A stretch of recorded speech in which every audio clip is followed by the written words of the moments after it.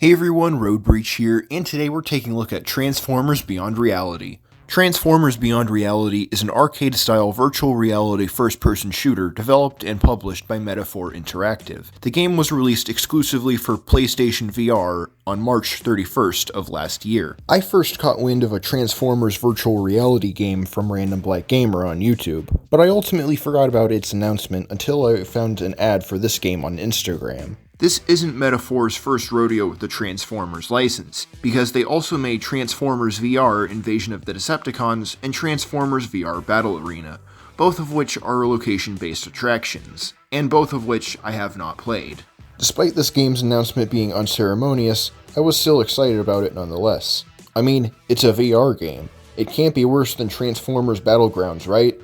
Well, let's transform, roll out, and see what this game has to offer. I apologize in advance for the resolution. I couldn't find any way to change it in-game, and I don't know of any tricks I could use to change it. But resolution aside, the graphics are pretty lackluster when compared to current-gen console games. Some of the character models were definitely pulled from Mobile Legends, which is not a good thing because character models made for mobile games are made to contend with weaker hardware, no matter what generation we're in. And once they realized they had to keep pulling models from other places, they couldn't keep the same style throughout the entire game. I mean, come on, these bug models were recycled from the Cybertron games. And these Seeker models are based off the Earthrise toy, which I happen to own. And don't think I was just gonna ignore the fact that you swiped the Sharpshot model from Fall of Cybertron. Further compounding the fact that this game is 90% reused assets is the fact that these cars in the background look realistic, whereas the Autobots in vehicle mode do not look realistic. And these levels feel so dull and uninspired. The final two Cybertron levels are probably the most boring levels in this game on the visual front. They're just dark blue blocks speckled with light blue dots.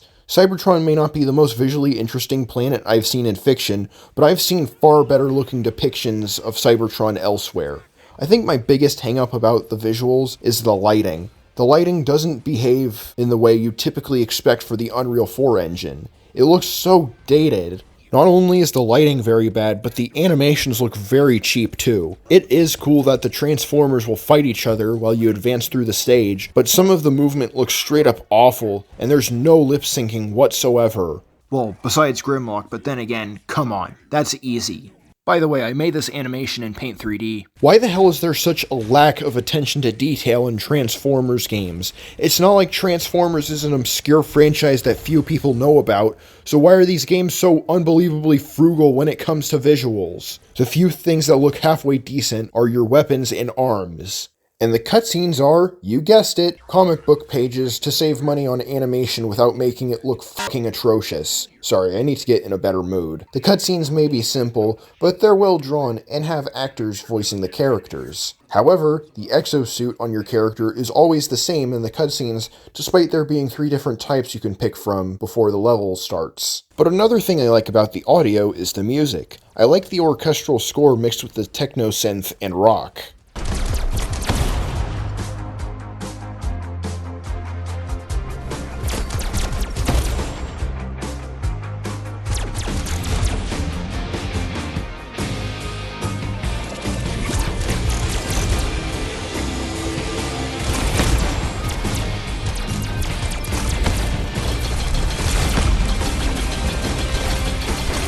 The voice acting is pretty good, but of course they have to fuck it up with the vocal effects they put on the Transformers characters. Instead of sounding like robots, they sound more like fucking demons. Well, it seems as though you've won the day.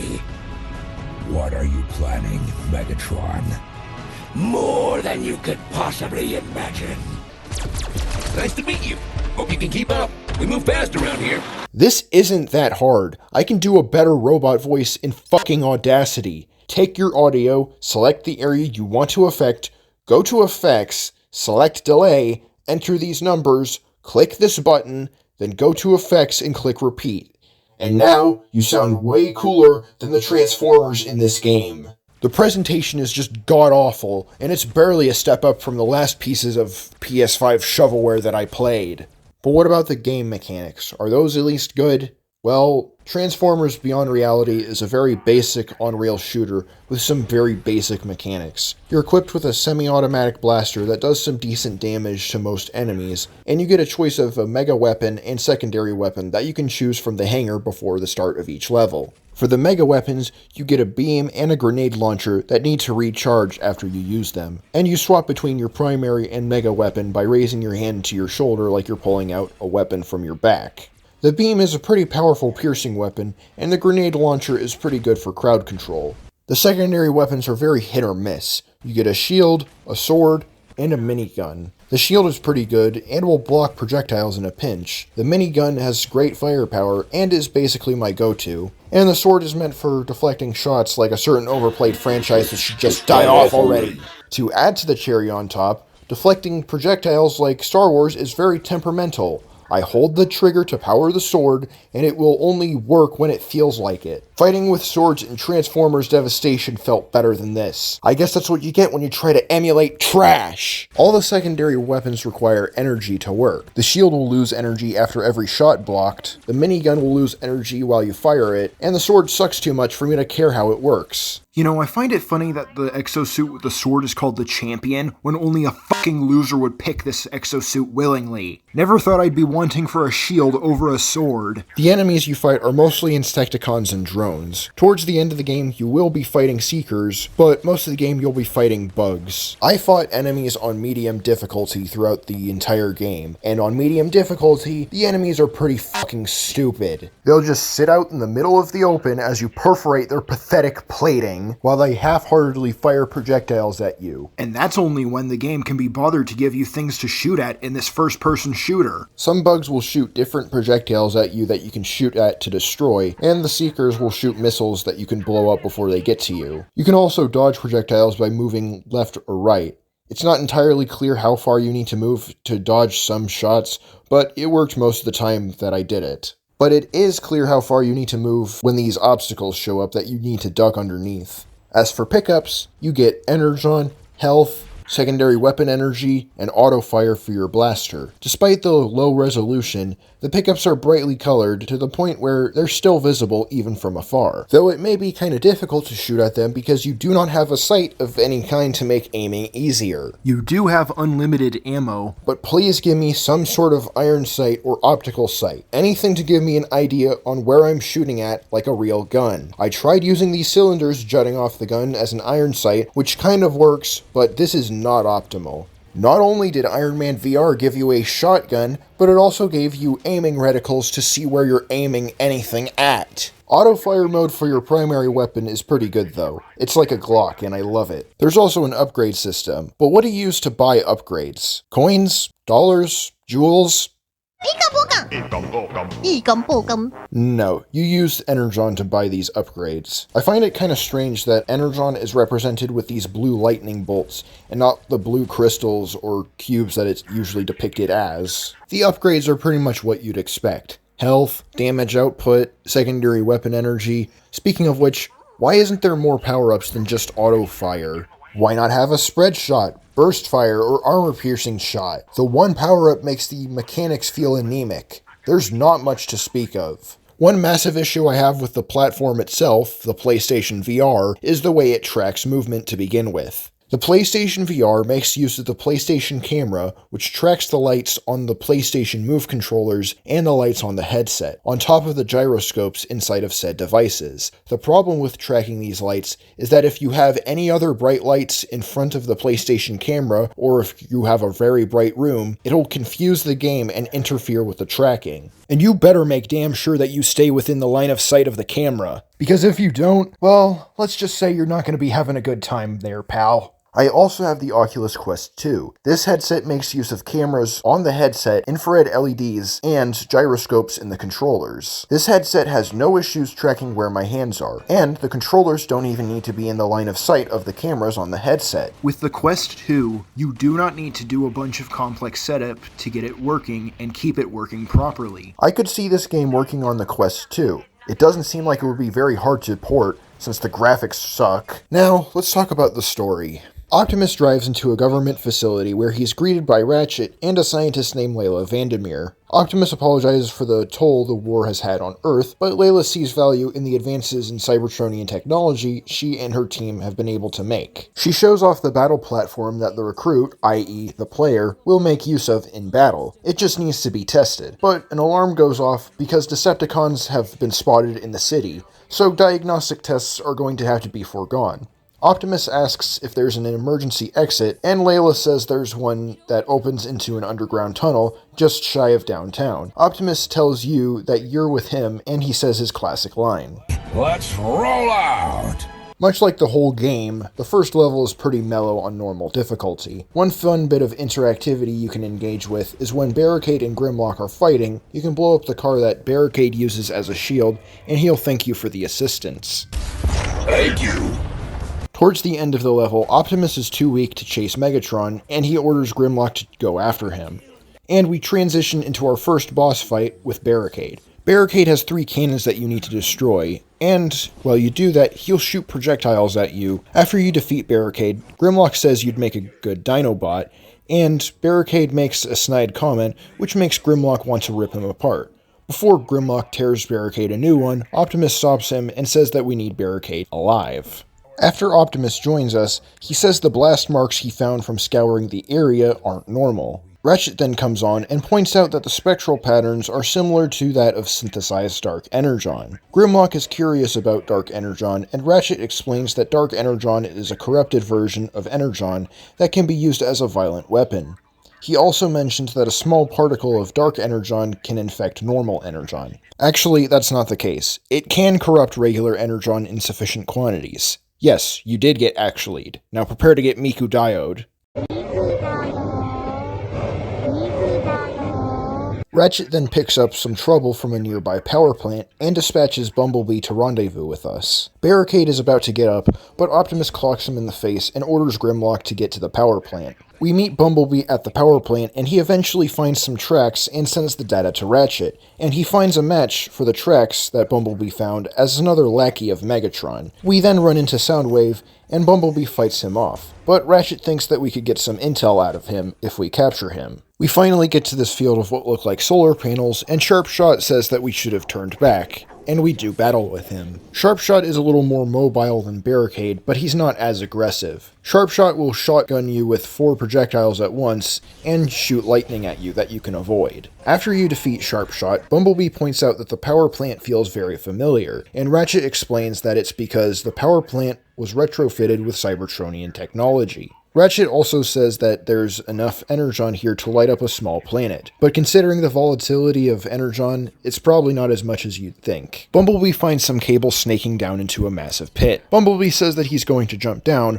but Ratchet stops him from doing that and says they should use the elevator instead of committing long fall oof. Bumblebee can't fit in the elevator, but there's some stairs nearby. We meet up with Optimus and Grimlock, and Bumblebee gives Optimus details about what we just went through. But Grimlock says let's talk less and munch metal. The elevator eventually loses power and stops moving. Ratchet decides to try and get the elevator moving again, but Optimus says he's got a faster solution and wrenches open a door by the elevator. But Megatron was counting on that, because he ambushes Optimus and they tussle for a little bit and fall off the ledge. Ratchet contacts Optimus to make sure he's okay, and luckily he is. Ratchet gets the elevator back online, and we descend further into the mine. Ratchet gets a strange energy spike from the area, which seem to be coming from the crystals down here. All this power is being used to activate a space bridge to Cybertron. Ratchet tells us to get Shockwave away from the space bridge console, but Megatron drops down here and we fight him.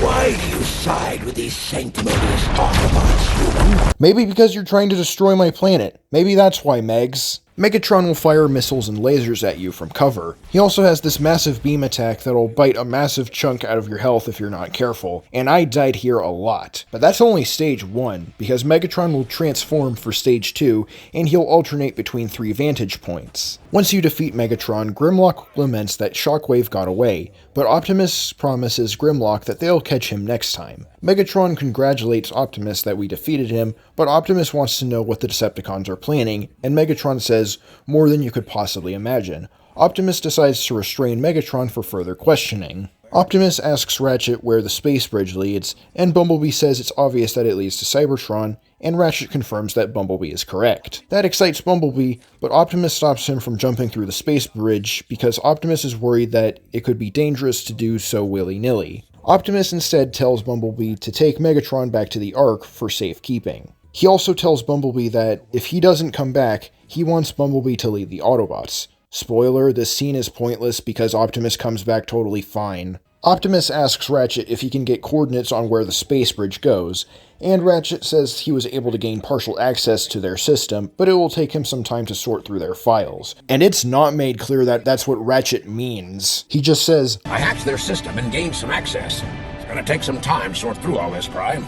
I'll let you know when I find anything useful. It's not made clear that he means that he's sorting through their files. So Optimus and the player go through the space bridge. Sure enough, the space bridge took us to a location on Cybertron, and we take chase of Shockwave. We eventually meet up with Soundwave, and Optimus says that he knows Soundwave is taking orders from Shockwave, and that he can't protect him from Optimus. But Soundwave says that he's delaying Optimus from getting to Shockwave. Oh shit, is Optimus gonna take his face? Nah, this Optimus is obviously more cool-headed than Bayverse Optimus. Ratchet comes onto the comms and tells Optimus that he's getting some chatter on Shockwave's plan, and that it sounds like he's designing a weapon of some kind, and says that whatever it is sounds catastrophic. Yeah, Megs, this is probably why I sided with these sanctimonious Autobots. What would you have done for me if I sided with you instead? Optimus confronts Shockwave and demands that he tell him what Megatron has him doing, and Shockwave tells Optimus that he intends to end the war with one decisive strike. They fight a little, and they fall off the catwalk. Now, we have to fight Soundwave. Soundwave will fire projectiles at you that you can avoid pretty easily, but this wave attack he has is almost impossible to avoid, and you clearly need the shield in order to get through this fight easily. You basically need the tank exosuit in order to avoid taking damage here, but if you have the tank exosuit, then you're not going to have the firepower to end the fight quicker. Golly gee, Batman, it's almost like this game was made to shut up Transformers fans, with little thought into how this game would actually play. I agree, Robin. Using the face of something many people love, and not putting sufficient effort into it is absolutely heinous. But whatever, I defeated Soundwave, and Ratchet contacts us to tell us that we're in the cistern of Septicon and— What?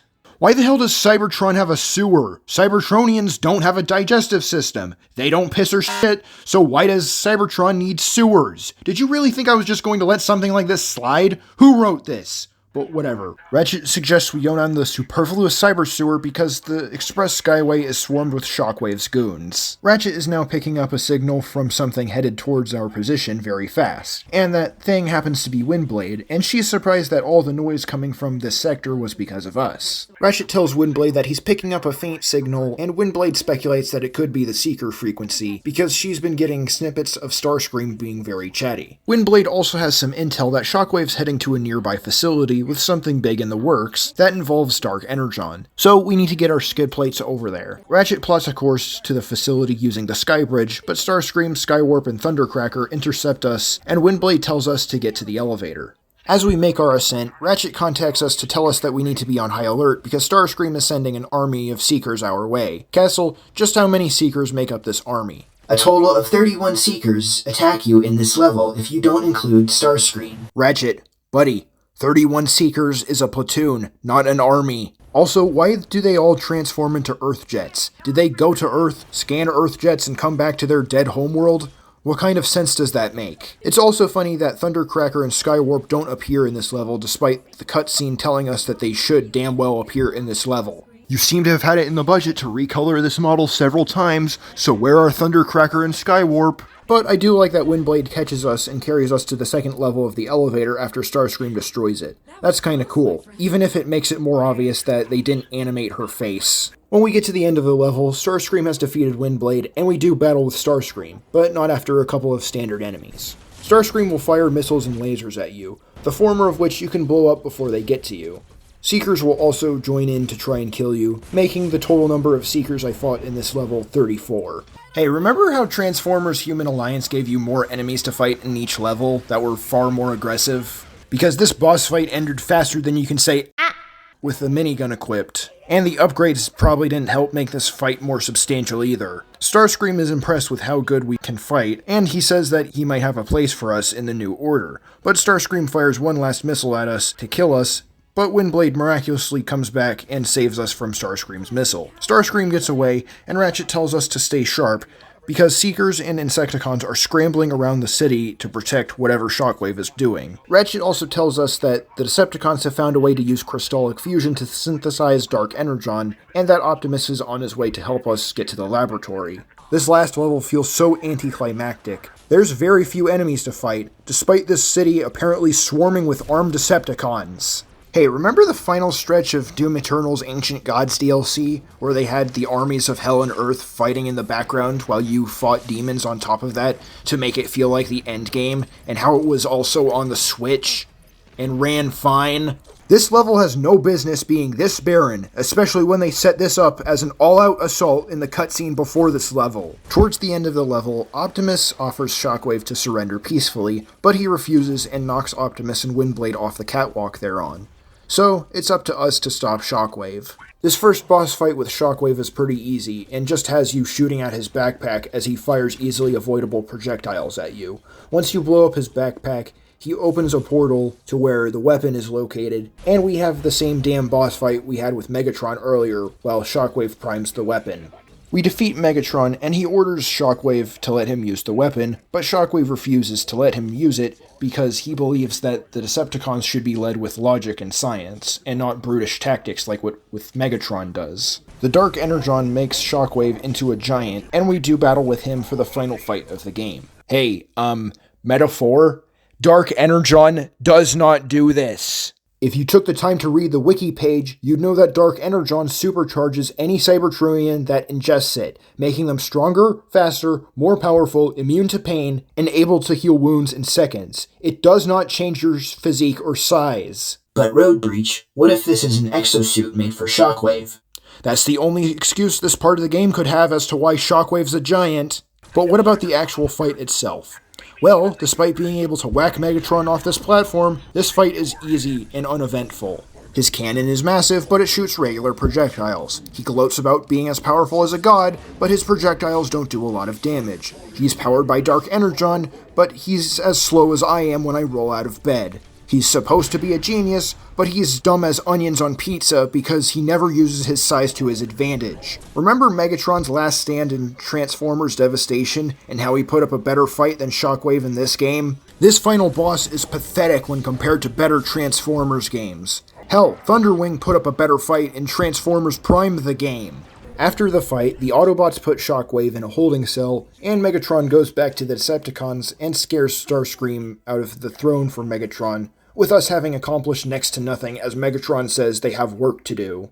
There's also an arcade mode where the only difference is that you can choose what gets upgraded every so often in the level. Overall, this game is not good.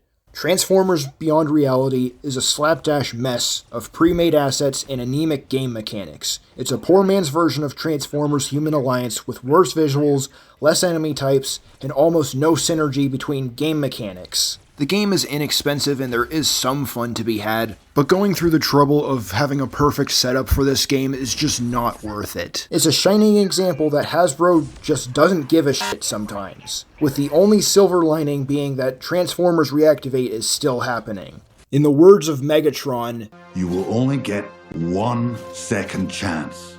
Do not throw it away." That's all for now. Thanks for watching and gotta zoom.